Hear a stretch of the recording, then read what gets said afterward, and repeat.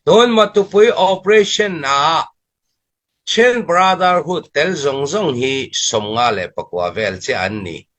Sopetu kong mutu tong letu vela antang siendia pechu so mankal zaulen pathum ankal. Chuti chuan apingan pu. Katikana fiatayang em. Katikanin Le mani inkap angin lantir ta lantum. Kasoy angin. Matupuya inkap ming lantiran tum. Chon helama po kan inkap lolo mayang chu.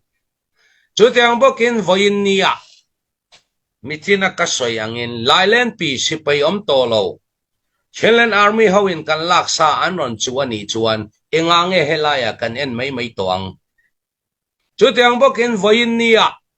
Halkalut tur motor, rilam lut tur motor, CNO CNDF in ankar. An chuan lam chu kesom chin anti. Maase motor zong zong ankar. Ka po ka.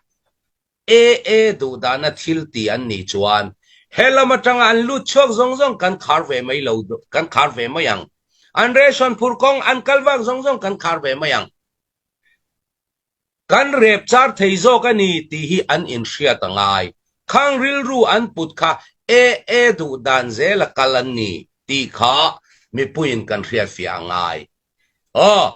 Mizoram India ramatanga thil mamo lut lawin falam anung thayem. Kalimi watang lut lawin falam anung thayem. Uibula atang tangen atang kan karang halkhatang kan karang.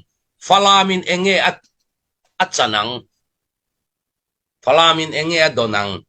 Ni nani kanan confirm lokang. At siya nga ni chuan, an mi hing po, kalam kaltur motor zong zong kandang fekang.